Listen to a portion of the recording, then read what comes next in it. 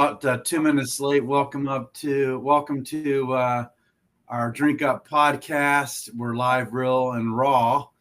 We have Adam and myself today. We may have a pop-in guest or two. We don't know.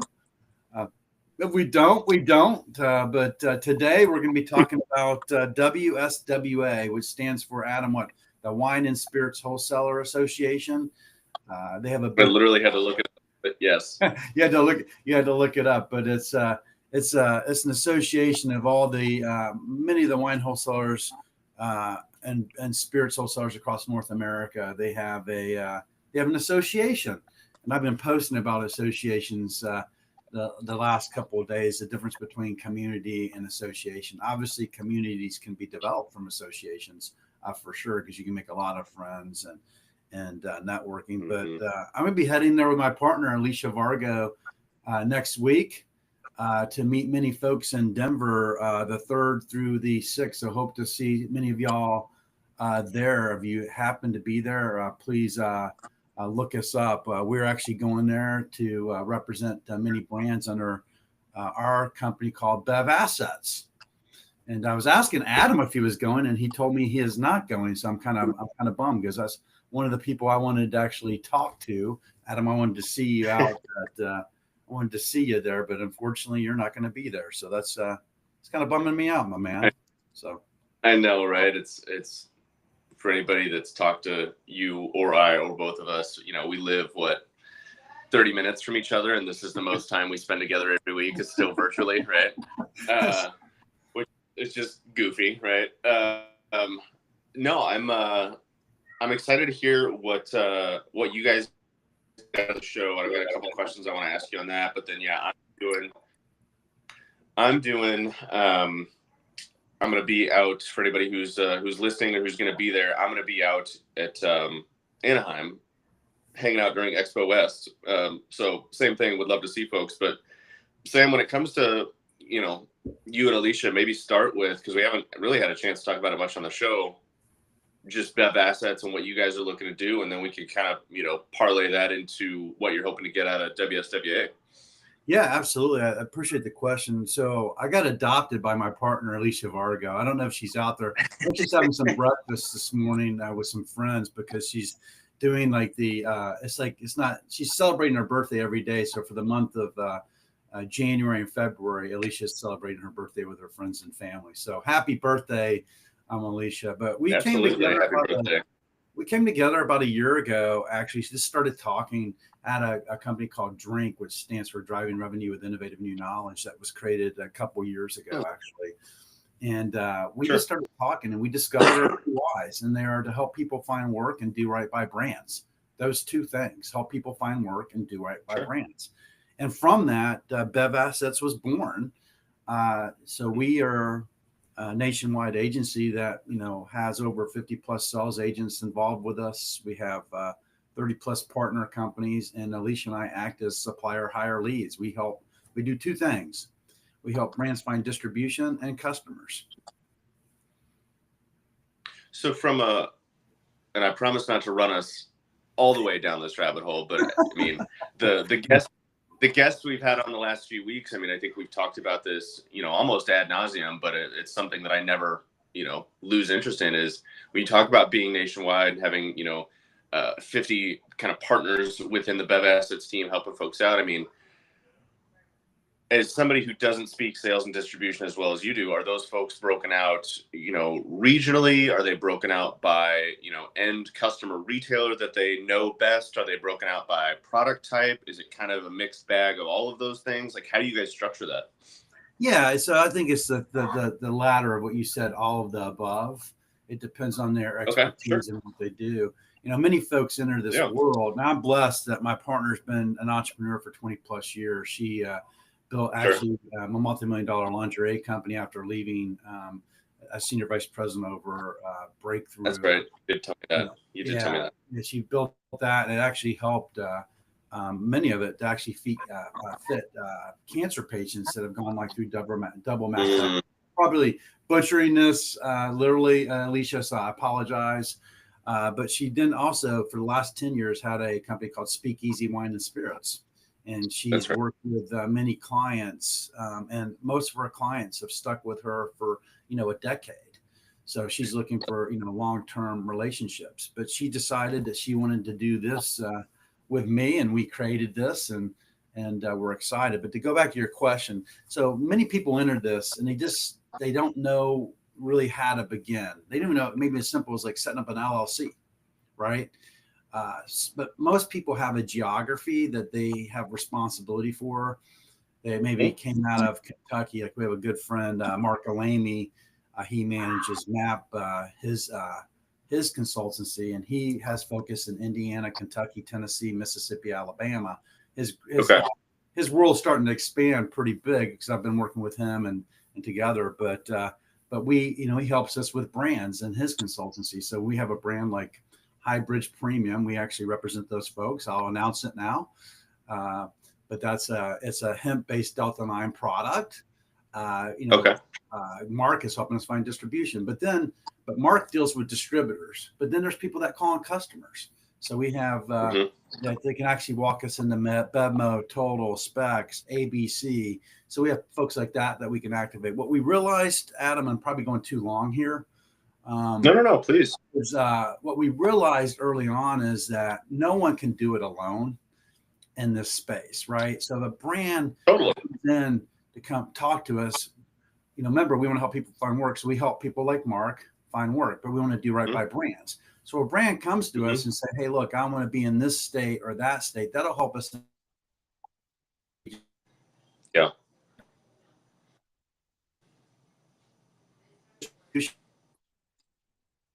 We will introduce them to someone that can actually help activate that and get them in distribution at Total Wine & More.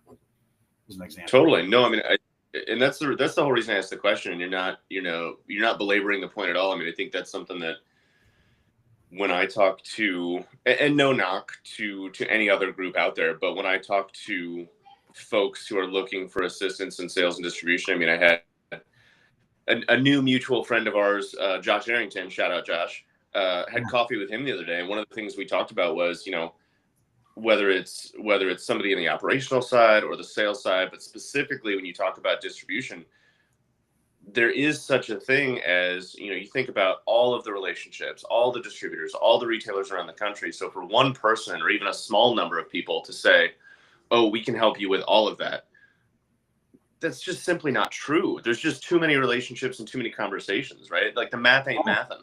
So I think the fact that you guys have built such a large team and want to continue to expand it is the way to approach it.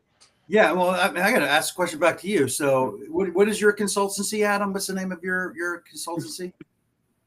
So my group at the moment, and I'll tease some stuff there. There's some folks I'm working with. I'm doing some other things, but right now it's Alias Advising,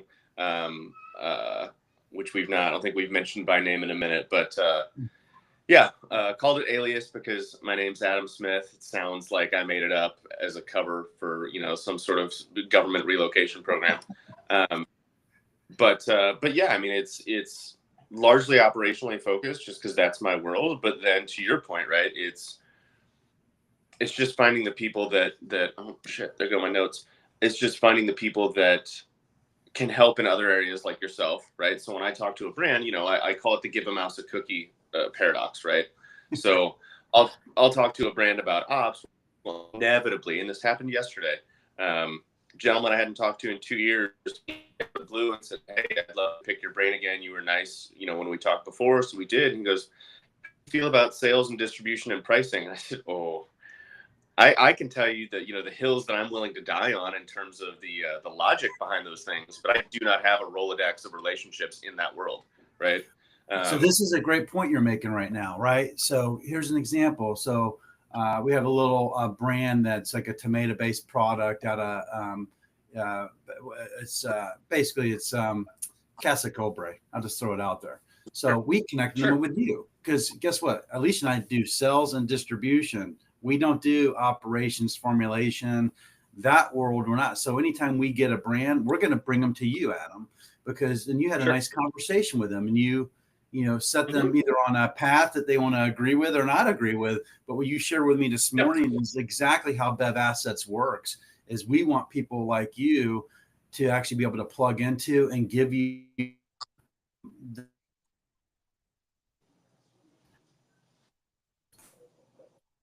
Oh, we're cutting out a little bit here. Damn it. Oh, What's going on? I can hear you. No, I can hear you. it's my phone. As long as you can hear me.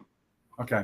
Yeah. And hey, everybody, the way this feed works, basically, we'll put it into a podcast, but I can see it on LinkedIn. You probably can hear Adam just fine. But we're on a software called Riverside TM. And Adam has 8 guests at his house today. So he's struggling a little bit with internet capacity. But anyway, the point is that that's what Bev Assets is. That's what you are. Like, as you have that customer and they're talking about sales and distribution, I'd hope, hey, you would feed those back to us and we can have that discussion to help the customer. That's the whole idea of what we've created. 100%. So first, I just got a text come through on my phone, Sam, and I didn't recognize the number, but I think I know who it is. I just don't have it saved for asking you to send over a link. I think we might have a surprise guest hopping on. Okay. So while you're doing that, yeah, I mean, I think it's, and I'll use this to kind of parlay us into maybe some WSWA conversations, but just generally speaking, right? Like, you're looking for, whether it's ops or sales or marketing or whatever, everybody, big company, small company, co-packer, flavor house, ingredient provider, like, they all want to work with. This is what happens when you go live and real, everybody. Anyway, I apologize. I'm trying to get that person on the phone, so this is how it rolls, right? Keep on going, Adam. Yeah. You're good. Do your thing. The point I'm getting at is, and I'll shorten it up, they all want to work with small and upstart and new and unique and exciting brands. But that doesn't mean that the due diligence of finding the best ways to work together goes away, right? Like, nobody's going to give you a blanket yes from jump just because you have a new idea. Obviously, there's a lot more to it. And so folks like myself and Sam are out here just trying to help people have informed conversations is really the best way to say it. So I'll be curious with WSWA, given what's going on in the wine industry, and by that I just mean, obviously there's some changes, I think, happening based on consumption and things like that. I'll be curious to see what sort of feedback you get from the distributors that are there in terms of who they want to meet, how they want to meet them, what their expectations are, right? So as you head into that show, what are you expecting to see? What are you hoping to get out of it?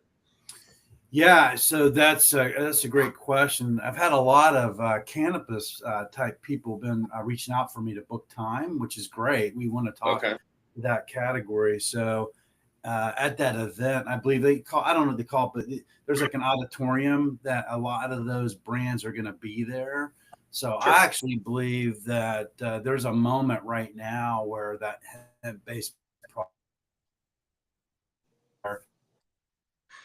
And do you think, and this is, I wish Lauren was still here from a few weeks ago, do you think, just because she knows the hemp space so much better than I do, but from the wine perspective, do you think the interest is in bringing in standalone THC products to complement their portfolios? Or do you think it's, kind of like what we've seen in beer, where it's a non-alc wine with a THC, or an alc wine with a CBD component? Or is it all of the above? I think it's all of the above, quite frankly. I think they just have to expand their portfolio offerings, because inevitably what's happening, there's a slowdown over here and there's an increase over here. At some point, it's going to level out. I mean, the consumers aren't going to stop drinking, really fine bourbon or Irish whiskeys or nice wines. There's some people are doing just fine in that category, but there's a consumer that wants these products, and if you're not offering those products, you're going to be left on the sidelines, because when the consumer wants it, what happens, the retailer starts to change their sets. They start to look at what they offer that consumer, because the consumer is just going to demand it. You look at something like Top 10 here in Minnesota, right? They were on the forefront of this whole category in terms of what they created. Essentially, that retailer has created the playbook.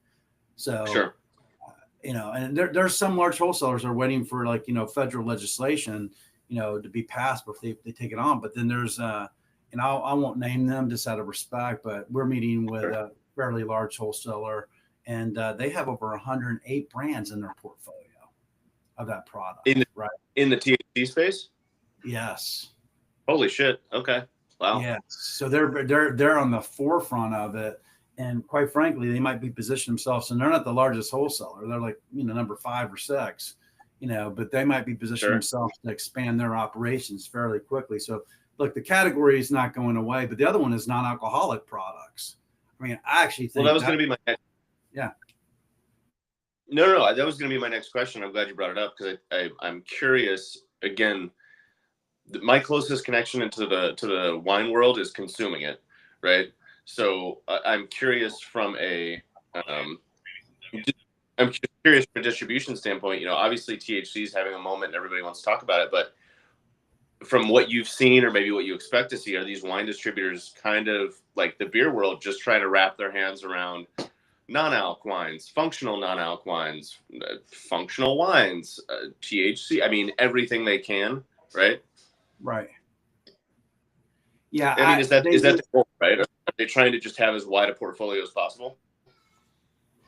I talked to a guy in Miami. Actually, Leo, if you're out there, if you're watching this, he said something very brilliant. We were taking him through our portfolio, and he looked at the portfolio. And I'm not going to name the distributor, but he said, if this such distributor doesn't take every one of these brands, they're crazy not to quote Leo. And Leo, I'm sorry to quote you if you happen to capture this, or you happen to join this morning, but he's right. Because what's happening right now is, and I get it, because I was a distributor for 10 years and I was in trade development for a very large distributor called Breakthrough Beverage, right?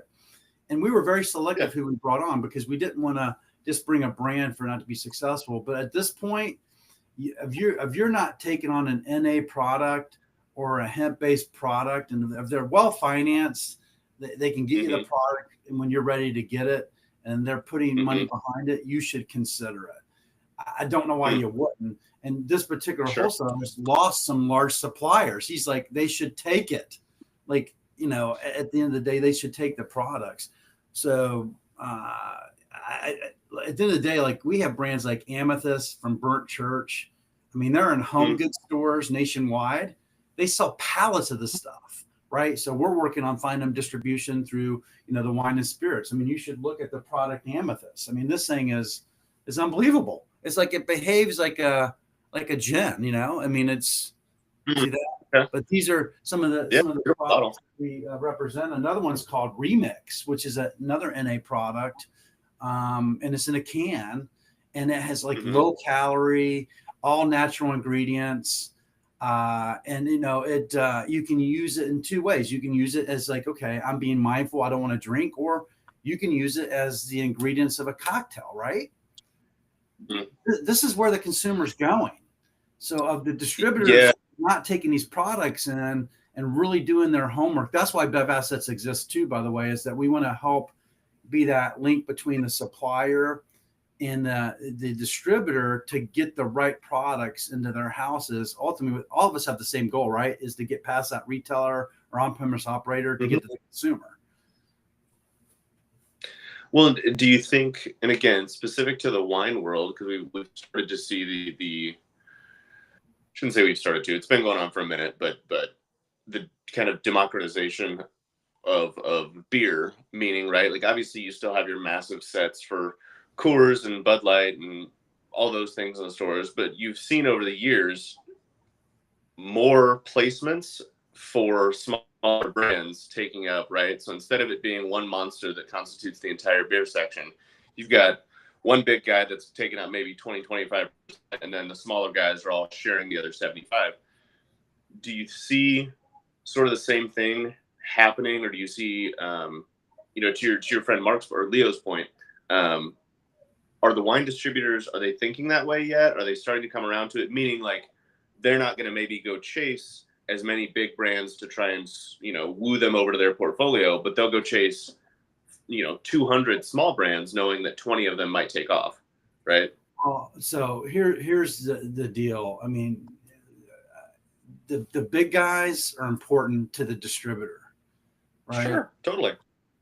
because they keep the lights on at the end of the day. Yeah. So there's inevitably always going to be a battle, but the margins are slim and the stakes are high. And they have to execute superbly at those businesses. But I would say that if you're smart, those long tail suppliers, and no offense to the suppliers, that are long tail, because eventually you can be the big guy in the room. Look, Tito's called on me, back in like 2011, and they were nothing. We used to tell Tito's, hey, look, you can have 2 meetings a year. You can have maybe 2 or 3 a year or two. Now you fast forward, Tito's is one of the biggest, or the biggest brand in the world, and they demand the attention from the wholesalers. So, but as a wholesaler, I missed my moment. And we talked about this. BuzzBalls. BuzzBalls came knocking on my door, and my boss and I, we said no, because we didn't feel like it didn't feel right in terms of about responsibility and the whole bit. But BuzzBalls is one of the biggest brands within Sazerac's portfolio today, right? Doing great. We missed our moment. So all my wholesale friends out there, hey, please just give a look at the brand before you say no. Have a conversation with us, because I promise you, we'll bring you, either between Adam, myself, and Alicia, my partner, we're going to bring you brands that can actually bring you support in the marketplace. We're going to bring you feet on the street. We're going to bring you, social media. We're going to make sure that product's available when you want it, and they're going to be well financed. So as an agency, we do that work as well. We vet our brands as well as they vet us. But no, for sure. I mean, I think that's, and I applaud you for being willing to tell on yourself there, right? Like, something I think about a ton is in any business world, not necessarily just CPG, but everybody wants to promote the number of brands that they've successfully taken to exit, or how much market growth they've had with this brand, or I picked this winner back in the day, at BevSource. There were a few members of that team who truly did have a hand in some of the success that Mike's Hard Lemonade found in the early days, for people that know kind of how that came about, and glass that was purchased incorrectly and so on. But the point I'm getting at is I don't think enough people talk about the times they messed up and what they learned from it, right? And so, again, I applaud you for bringing that up. Well, there she is. Wow, let's just get her on the line, though. I think we have a special guest. It said the other day that we were going to have a pop-in special guest, and my gosh, Alicia Vargo. I talk about you all the time on Drink Up and You're Here. Welcome. Nice to see you guys. Can I play in your sandbox for a few? Oh, I love it. First of all, I'd be remiss to say, are you ready? This is Live Raw and Real. Happy birthday to you. Happy birthday to you. Happy birthday, dear Alicia. Happy birthday to you. Thank you. The birthday that keeps on giving, my friend. Happy birthday. Are you on your cell phone by chance? Yeah, I am, because can you switch your cell phone? Just flip it. I'm technologically challenged, as you know. So it work. Can you see me I guess flip it back. Sorry. Go flip it back. All right. Sorry, guys. This is as good. No, it's live. Real. So welcome, Alicia. So you had a big birthday brunch this morning with friends? I had a birthday brunch. Yes. So I cut it a little short because you gave me 12 to 14 notice that I needed to be here, partner. So this is my work wife, by the way, Adam. So she keeps me. Matter of fact, she cares about me more than my own wife, which is great. So I'm glad to have Alicia involved. Hey. Sorry, Susan. She's giving me the evil eye now. But the only reason why I came on is because of Adam. I have a soft spot for him because he's a good soul. Yeah. So you're too. Thank you so much. Very kind. I'm definitely one of those. I got to get myself better organized, Adam, the whole bit. But we have our special guest. So we were just talking about, and Adam's asking us some questions about Bev assets. So maybe, Adam, we can ask Alicia, because she's really the brainchild behind this operation. So I've just been adopted, and I'm just glad to be a part of it. Well, I don't know where you two have touched on this morning, because I wasn't I didn't listen to the podcast so far. So where are you guys at? So I'm not redundant. No, I mean, there's, not necessarily a bad thing when it comes to a few redundancies, but no, I mean, we touched on, Sam mentioned the two of you having somewhere in the neighborhood of like 50 partners around the country to help with, various conversations, whether it's with distributors on brand's behalf and retailers on the brand's behalf. And the piece we talked about there was obviously like, it's just too much work for any one person to do. And so having a group of that size, right, while it may, I'm sure, be cumbersome in times, it has to be the case if you're going to have a nationwide impact, because there's just too many relationships to try to manage otherwise, right? And so I'm curious from your perspective, Alicia, like, and it's not something we've gone over yet, if it's 50 now, in a year, is it 200? Like, at what point does that number stop swelling? Or is there a number in your head where you go, okay, this is enough people for us to manage what we're doing? That's a really good question, Adam. I think that what we're creating is a community, and a community where we have the right agenda, where we can funnel income down to anybody that would like to participate and be part of a very effective organization when it comes to sales and distribution. So I'm not answering your question that well, whether it's 50 people or 200 or even 5. It's the quality and the people that get it, right? Because I sleep at night knowing I've done something meaningful every day, to help people. And I think that's really, I think if we can get our message across to the masses, I think that it can grow in a very. Yeah, it really fits into one of our whys, Alicia, we talked about, is to actually help people find work, right? So we can actually, these sales agents across North America, we can give them, help them with brands and help those brands actually do right by those brands. I mean, really, everything we're talking about fits in what our 2 whys are. Correct, Alicia? Yeah, it's really simple. Yeah. It's rocket science, or I wouldn't be in it. Well, that's true. That's why I was a communication major in college. And yes, I was a C student, everybody. Full transparency.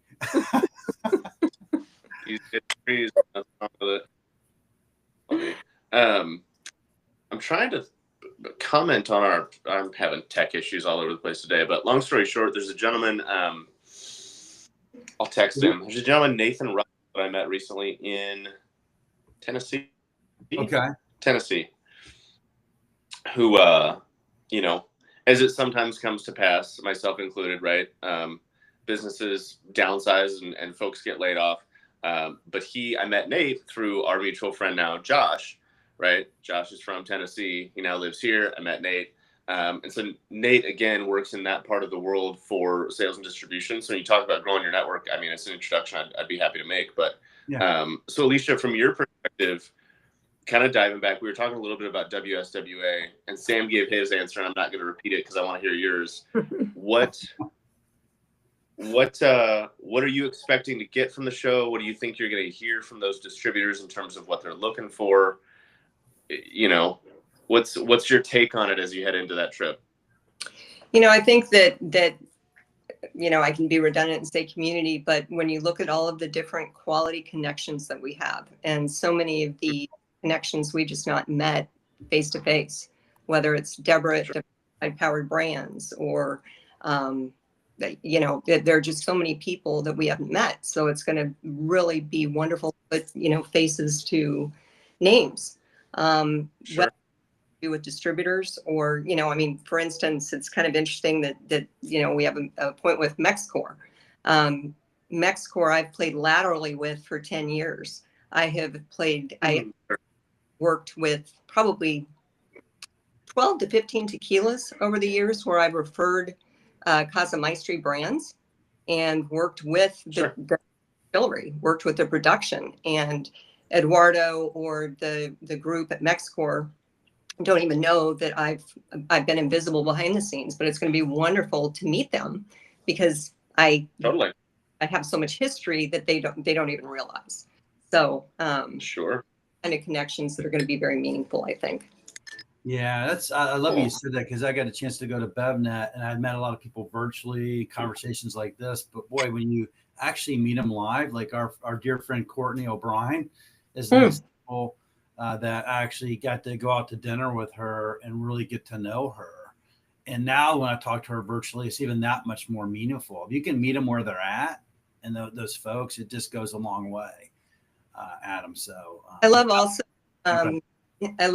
just, I love long-term relationships. I covet long-term relationships, whether it's with brands or distributors or anybody in the industry, right? And so it really is going to be, it's just more relationships come out of these type of events that are long-term. So yeah, we pay for the event. We'll maybe go check out a couple of things, but most of the meetings happen in and around the event, which is pretty amazing, right? That you always say that, Alicia, is like, we're gonna have a coffee with some people, lunch with others, dinner with others, it's like speed dating almost, and then we're gonna connect with old friends and meet new friends. At least I was telling Adam, the most amazing thing happened to me this the last couple of days is I'm starting to get a lot of people like, hey, you're going to be at WSWA, reaching out to me. And I'm like, sure. Happy to meet with you. Here's my number, or let's find some time. But there or no? Are you going to be there, Adam, or no? Not at WSWA. No, I'm going to go. I was telling Sam, I'm going to go be a fly on the wall for Expo West in Anaheim. Okay. Yeah, so I'll be in. I'm actually bringing. You talk about building a community, right? So I'll tell a quick story, which actually I'll take it back quite a ways. So when I was 16 years old, I met my now and still best friend. He was the best man at my wedding. In high school, he just moved to town. And as you talk about, and I completely agree with you, but as you guys talk about the sense of community and seeing old friends, meeting new friends at some of these trade shows, it reminds me of like the study hall or the cafeteria in high school, where you just sit there and you're like, oh, Tony, I haven't seen you in 3 days. Come here, we'll catch up, right, or whatever. But just on a much larger, obviously, adult scale, if you will. But it's the same idea. Right. And so fast forward 19 years at this point. I'm 35, and this friend of mine now lives in Phoenix, and he's kind of got the, where he works shall remain nameless, but he's kind of got the golden handcuffs, right? So doesn't love his job, but it pays well.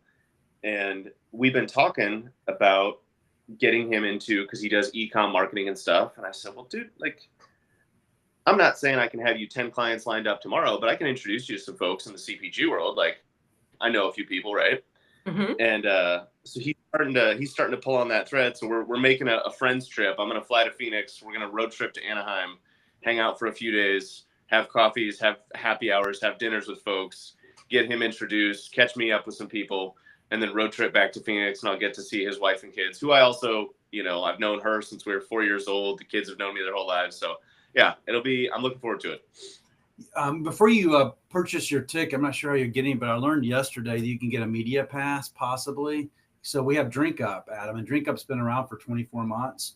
So if you do that, let me know, because I'd like to be on that pass as well. Like, we could probably get a couple passes on that. So I'm not sure how you're going about it, but I'm not sure. But someone told me that, hey, if you're media, and we are, you can probably get a media pass. All I've booked right now is the I'll call it the travel accommodations. I'm still picking away at how I'm going to attack the show itself, or how I'm going to approach that.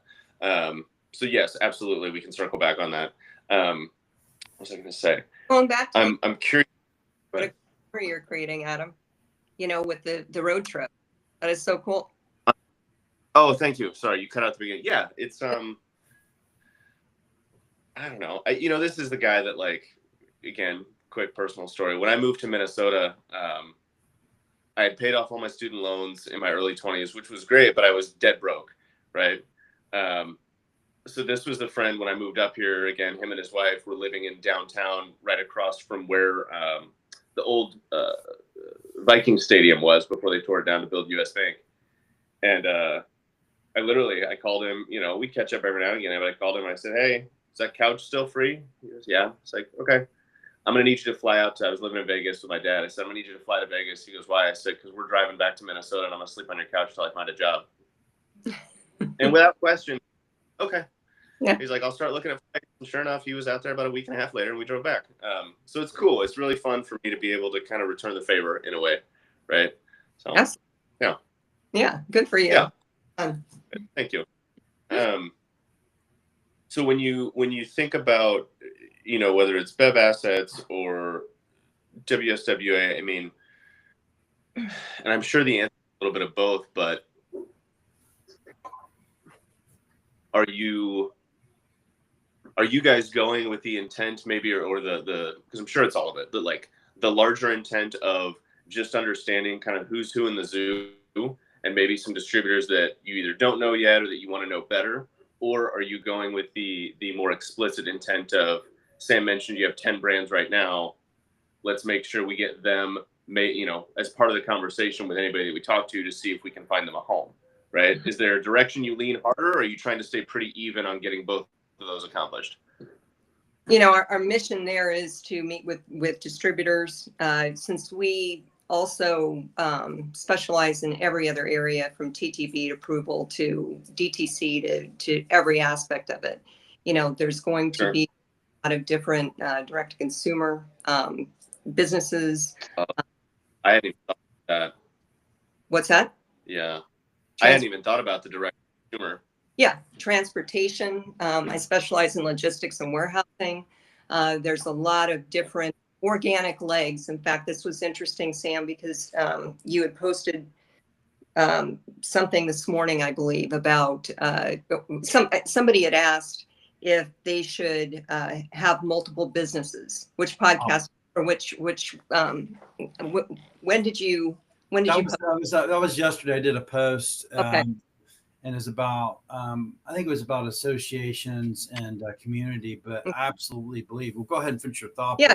But, for me, I always had a base of a business, a solid foundation, and then continued to add organic legs of revenue to organic legs of revenue, right? So, I feel Sure. like at the sales and distribution, we've got multiple layers. We've got the sales and distribution piece. And then we specialize in so many other areas that are multiple streams of revenue. So we have lots of different meetings, but our main intent, going back to your question, is sales and distribution. At the end of the day, it's about boxes, right? If I'm not selling boxes yesterday, if I'm not selling boxes tomorrow for a client, then, we're failing. Right. So, Right. Sure. none of us are in business. Let's put it that way. So, Yeah. It's about sales and distribution, and it's about establishing long-term relationships. Many of the distributors that I've been working with for 10 years. And Sure. so it's wonderful to see them, but it'll be wonderful to create the new relationships. And we've got a beautiful playbook of all of our just wonderful small family-owned business brands. And we're just super excited about that. Yeah, it's just amazing. Totally. I'm an agency. I remember the days I worked for Hubeline, and we were talking about this the other day. I know Alicia Villar were talking about it, but I had this like epiphany. I'm like, oh my gosh, we're like Hubeline. So Hubeline was like a sales agency. So we have brands that we represent to distributors, and we have a team of people out there that can help move things along. So it's and we, for the distributors, we get them resources, because we always talk. I hope that all my distributor friends are listening. I believe that it's the most valuable resource in our business. And I believe that we have to be better as suppliers and agents to bring you the resources to activate those brands and market. And that's what we built. I mean, we have over 2,000 hospitality workers, soon to be 50,000, I believe, Alicia. I hope I'm not getting out of turn here, that we can actually activate in the market to actually create pull from the stores, to actually get something done. Because the reality is the distributor, they have a lot of hats they have to wear. So we can enhance that to help move that brand along, to give them a fighting chance. That's what we do as well. Yeah. No, I mean, again, it's something we talked about. We talked about it with several people, Sam, you and I, and Alicia, I know you're well-versed in this. It is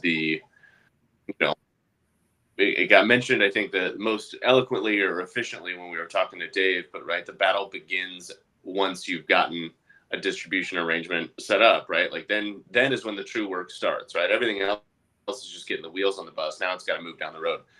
So yeah, I mean, I'm going to interrupt. I got having a to group. just answer some of these people that are coming in. Catherine Ray says, "Good morning from Vancouver Island, BC. I'm working with a new alternative beverage distributor in the States, so I find this conversation very interesting." Thank you, Catherine.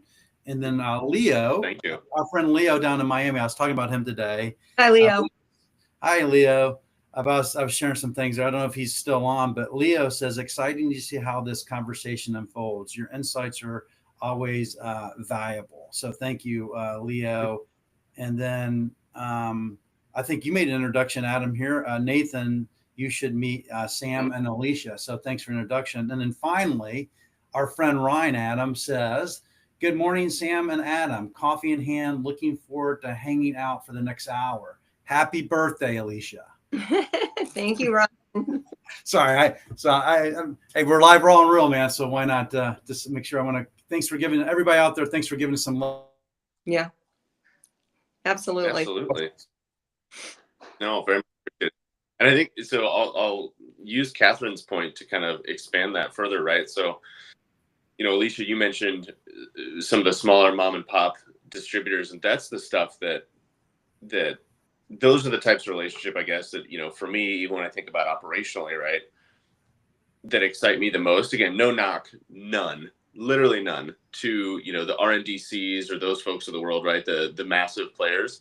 But the where art meets science, I think, is a lot more in these smaller relationships, these first time relationships, whether it's first time because a distributor's taken on a beverage they're not familiar with, or because it's just a new relationship in general, right? Like, I think for the most part, everybody comes to the table with a want to be creative. So, I know you guys have sent me a couple folks to talk to. We've had some really good conversations. I've talked to a couple people, and most of my work is in the, I'll call it alternative or functional beverage space. And so seeing the way that distributors, that what their outlook is on beverages like that is fascinating to me. And I would love to know, whether it's the wine world or just from what you guys have seen as it relates to non-traditional beverage, I'll put it that way, right? Mm-hmm.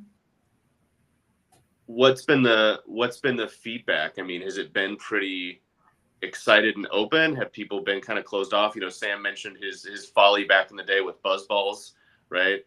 And his myth there of not bringing them on. So what's been the feedback you've gotten from folks? I think with the category that we have a great deal of right now, which you probably have touched on, Sam, the functional and non-functional, functional and non-alc, low alc, and THC brand. That's all the rage right now. But we also have to make sure that we're mindful of the spirit brands that we have in our portfolio. And I think that if differentiate ourselves from all the other bozos out there, right? And tell a story. Sure. And explain why, this is the next viral brand. Or, as I closed an email yesterday to somebody saying, I'm really proud of it. I was talking to a distributor about the supplier that we represent. And I said, I'm really proud of these kids. They have launched a brand that is a best kept secret, that anywhere we place brand, it literally it takes on a life of its own. And it's really, I think, communicating the passion of owners of the brands. Totally. Because be owner, but if you can impart that as best as you can and as passionate as you can get distributors very excited. The one thing coming back full circle, smaller distributors, Adam, is you need to make sure that they're passionate about the brand, but they pay on time.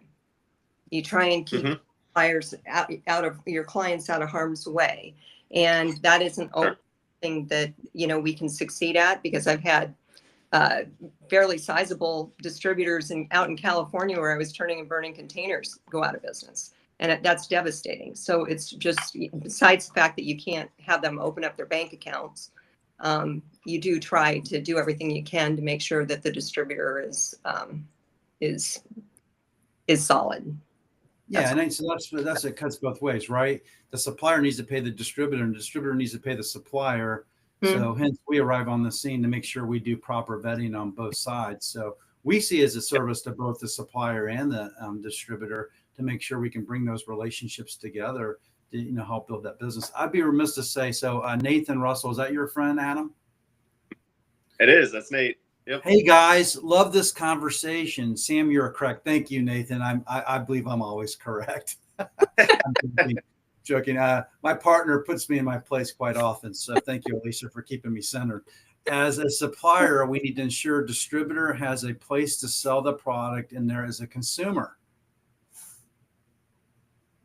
What do you say about that, Adam and Alicia? That's a pretty powerful message. Well, I mean, my very tangential ops perspective on that is, and it's why I ask the question to you guys all the time, and it's why I love to ask it to anybody who will listen to me ramble, is I think if we hear people talk all the time about there's a white space or a gap or whatever you want to call it for small to mid-size distribution opportunities for some of these startup brands, right? Like there can be, my wife the other night, I was lamenting about this and telling her some of the conversations I had. She was like, we have friends in the trucking industry. Why don't you just go start a distributor? And I was like, you do not want to bite off a pie. Absolutely not. Oh, we need distributors. Come on, you can do it. Come on. No, you want to provide a service. You don't want to be right. Corey. You don't want, go ahead. That's a whole. No, it's exactly what I'm getting at. You're spot on. And that's what I said. I was like, you're right. There is a space in that market. And even, from her perspective, she could see it based on what I was talking about. Right. And so it is exciting and it is fun when you get a young distributor that's hungry, that's looking for new brands, that has, a financial base that can pay on time and can tell a good story on behalf of a brand owner or is willing to hear a good story from a brand owner who's passionate. But you also don't want to dilute, if I put myself in the distributor's shoes, you don't want to dilute the portfolio so much that now you're only working with brands that are cutting their teeth and things are a little rocky, maybe, right? The foundation's shaking a little bit. So, as with everything, it's an overused term, but you've got to find that balance. And I think, last piece I'll say, and then Alicia, I'd love your perspective here, but I talked to a gentleman yesterday, who I'll introduce you to when the time comes. He and I ran out of time yesterday, but he asked me for my very general perspective on sales and distribution. And he told me that his background, he lives in DC, and he's like, yeah, I have a background in PR. And so I don't know how much that's going to help me, in making a CPG beverage. And I stopped him. I said, if you do it right, it'll help a ton. And he goes, what do you mean? And I said, tell a story. Dude, that's the job. Tell a compelling story. Pay your bills on time. That's it. Right? that's really it. Right? Now, there's a million different tools, partnerships, and things that come with that, but it really boils down to tell a compelling story, pay your bills on time. Right? And he goes, oh, like it was just such new information. Right? Yeah. So anyway, that's sense. No, that's great. I think that, just expanding on that from a distribution relationship, when we stumble across a gem out there that is maybe even a best kept secret as far as a distributor is concerned. And when let's just say we've placed our first brand with them, my commitment or goal, and I let them know up front, is to try to be their biggest fish in their pond, to try and grow brand. Sure. Yep. To where I can add so much value to their their business that, that's my goal, is because I care so much about the brands, but also about building their business. And I'm responsible for that. Sam and I are both responsible for building that business, because you can't depend on a distributor and you can't depend on the retailer. They're just busy, when you're talking tens of thousands of SKUs. So what can we do to support them? And it goes back to what Sam said, it's our responsibility. But I'll tell you, nothing feels better than, after a year, to be one of their biggest fish. It's just a great, my heart happy, so Yeah, anyway. we just got to help them see the forest through the Sure. trees sometimes, because Give us a chance. you give us a chance. This one, I told the Buzzball story, and then Shane a few weeks ago, Loman. Hey Shane, if you're out there, but he talked about he turned Athletic down when he had his own little wholesaler in Pittsburgh, Pennsylvania. And so don't miss the opportunity. Be open to talk to us. We promise you that we're going to bring brands that can pay their bills and that they're going to be supported in the marketplace. And we're going to, because we put solutions in those brands. We tell, like you, Adam, we have those straight up talks with our brand owners. Hey, look, if you're going to go to market, this is the price that you need to be at based on your competitive set and where the market's at. Hey, if you're going to go to market, you can put the push program together, which is incentives and the buy one get one type of programs. But you also need the pool to get the consumer to come to the shelf. So therefore, you need like an e-commerce strategy, to drive those trips into the store, whatever it may be, or social media, the whole bit. So that's what we do. Well, and for brands, I think it's just very, Totally. very important for them to understand this business is not for the faint of heart, right? And, I talk a lot of brands going to overseas before they bite off the monster. Mm-hmm. I mean, it's Mm-hmm. insane to we all know so many people think it's glamorous to create a tequila because they went to Mexico on a trip. Or Right. you talk to brands, Alicia, that they like, I want to be in 50 states by the end of the year. Yeah. I love talking to brands like, look, they want to go a mile deep and an inch wide, not an inch wide, not a mile wide and an inch deep. Because if you can't operationally, fill those orders, you're going to lose the business. Also, like the brands that like to go after like the independents versus before they go for the wells. Because if you get in a well, the fulfillment rate, what's the fulfillment rate at Target nowadays, Adam? You probably know that number. Is it 95%? Oh, I don't, but yeah, it's yeah. Your target, and again, no knock to these people. Your Targets, your Walmarts, your KeHEs, your UNFI. I mean, these are all the non-alc space, but the list goes on and on. I mean, it's a mountain of work is an understatement in so many ways, right? So yeah, I mean, to your point, I absolutely think that's about to go. And I have to say real quick, so Nate, Josh, Kelly, Gage Cole, shout out Kelly from my last gig. Every seasoned salesperson I've ever talked to, period, ever, right, will at some point or another throw out the phrase, own your own backyard, right? You hear it all the time. Oh, you live in Tennessee, own Tennessee. You live in Minnesota, own Minnesota. You own Minnesota, great, now own the Midwest, right? Own your own backyard, because you can't have connection to where you're from. Nobody cares. Like, you've lost the battle already, right? Ryan commenting 100%. I hear it constantly, and you will. You'll hear brands like, I want to. Go ahead. Well, and everybody wants to bite off New York, New Jersey, Texas, Florida, and California, and everybody wants to be there. And it's like they're missing the fact that Missouri is a best kept secret with all the chains. They're missing that Oklahoma's scene is alive and well. Let's bite off one, and let's bite off a few markets on training wheels. So Dave Moore, remember Dave? Everybody knows Dave Moore here. So Dave Moore was telling a story about a Prosecco. And Dave, I think it was a Prosecco, but it was a wine. And this wine actually it became like the number one wine in like South Carolina or North Carolina. Like, you don't have to be in New York, New Jersey, Florida, Texas, California. You can, like Oklahoma, straight up, for the business I'm part of as an advisor now, Altamar Brands. That's one of the fastest growing wholesalers in North America for Altamar. Yep. They know how to get it done there. The piece I want to call out, and I feel like I don't know, it could be misconstrued maybe, that we harp on brands a little bit of, hey, don't do this, don't do. It feels like a lot of like shaming a child, like not that, no, right?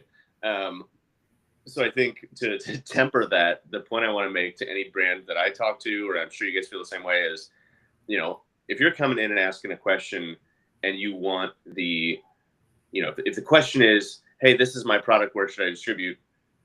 You might get an answer. If you ask a very black and white question, you might get a very black and white answer, like Oklahoma, right? And that brand's going to look at that and go, Oklahoma? What? why, right? But if you build a better mousetrap, ask a better question, right? Like, hey, what market should I go into, and what's the reasoning for it? And the point I'm getting at is whether it's a question like, where should I distribute? How much is this going to cost me? Why is this co-packer good, bad, or otherwise? Like, I've experienced, and I'm sure you guys have too, as have people listening, that sometimes when these questions get asked, in the interest of time and expediency, an answer is given, and then it's taken at face value, and it's, oh, well, that's not going to work either because I'm not emotionally connected to it, or I just don't like it, or I don't have the money right now, or whatever. And people to follow up with the, okay, I might not like that answer, but explain to me the reasoning, because maybe there's something there, or maybe it's a reference point from which we can find a different solution, right? So the encouragement to brands is like, ask why, keep going, right? Like that will get you a lot further than just going, oh, well, that one's not going to be a fit for me. I'm going to go continue banging my head against the wall over here to try and find something else, right? Yeah. So that's my rant. I'll step as part of the commercial strategy, I always ask brands, I'm like, let me look at your, do you have a commercial strategy? Like, what is your go-to-market plans? And we look at that as, as part of our process. Not saying that their plans are wrong, but it's always good to have another pair of eyes on what the great work that they've done. Hey, look, so I want to be. So first of all, Alicia, thank you so much for popping in with the last minute request. This was our special surprise guest. I've worked really hard to get her here. So thank you so much for coming. Happy birthday. I want to give both you two some closing thoughts. Maybe we happen with you first, Alicia, then Adam, you can close out the show with your thoughts. So Alicia, any closing thoughts? I'm at loss. Next week, whatever you want to talk about. What's that? What? I interrupted you. Sorry, go. Oh, I'm at a loss because I didn't see the first part of the initial podcast or most of it. So was there a certain theme today, or we talked about WSWA. We talked and we wanted to announce Bev Assets that we're going to be there, and that's really one of the reasons we're going is to announce our company and the services that we offer, and then talk a little bit about Adam's business and how we work with him, because we help we're sales and distribution, but there's a lot more that brands need. So that's really the theme of the show today, that there's a resource here between the three of us that we can offer brands. And we want to meet you, distributors, and we want to meet the brands that possibly could use our services. Wonderful. Well, I'm just very excited to be on this journey with you, Sam. I think that, a lightning bolt came down when I've had two partners now. Chris Stevens for almost 10 years with Speakeasy. And I jumped off the deep end with you. And I think that, once again, if we can continue to create jobs and continue to do right by brands, and it's a new era in this industry. And, you have to pivot and you have to change. And God knows at nauseam, I say, build a better mousetrap. And hopefully we can do that every day. I know at 3 a.m. I wake up every morning and try to figure that out. So we can... You should just text me, by the way, when you're up. We could have a conversation. We could probably get some stuff done. I think, but that's what happens when you're an owner of your own company. Your office is always calling and you have busy brains. But, whatever we can do to continue to help people and to help brands is, might sound mushy, but that's why we're doing this. And somehow, I don't worry about the financial gain because that comes. And I've been blessed and humble over the last 10 years to have done this right, and structure my services right. So it's, let's just continue on, my friend. I'm giving you the heart. The heart slam. I give you the heart. There you go. Sorry, I'm in my tie dye. It's my hippie. Sorry to be tie dye on the set. So Adam, why don't you bring us to close, my friend? Any final thoughts? What we discussed today, and we'll get to the weekend. Yeah, for sure. First, we'd have another comment come in that I missed from Olga. Great live show. If you get a chance, I'd love to hear your thoughts on the importance of a business plan, which I think would be a great conversation for next time. And thank you for that comment. I think so. Olga, why don't you come on the show? We'd love to have you on. I'm going to DM you. I know who you are. So we talk all the time. We're always commenting. I'd love that because you're an entrepreneur, I believe. I'd love to have you come on and share that with us. What do you think, Adam and Alicia? I mean, that would be a nice guest. Yeah. Bogas, let's see. I'm creeping LinkedIn as we wrap up. National Women's Collaborative Advisors, OLA Executive Consulting Services, Chief of Staff for Chosen. Yeah, I mean, love to talk about your experience. Have you on for whether it's business strategy, go to market plans. I mean, any of that would be great. But I think that's my closing thought is like for a lot of brands, I feel like they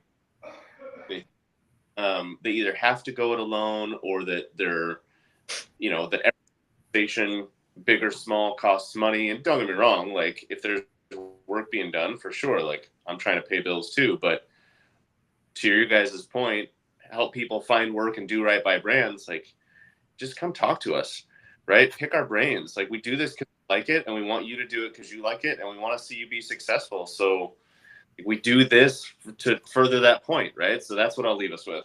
Thank you so much, Adam. It costs you nothing for a conversation because we are about community. It costs you nothing for a conversation. We're about community. In community, we don't charge for that. So we're here to help you. And my partner taught me this, and we get a little teary-eyed, but she's a giver, and I love that. And look, karma's real, man. So we're here to help you. Just reach out. Good juju, guys. Yeah. Happy Saturday, and we'll just close out and see y'all next week. Nice to meet you, Adam. Good to see you again, Lisa. Yeah. So we're not live, but I'll let you go, Adam. I know you're going to the house and stuff like that, and then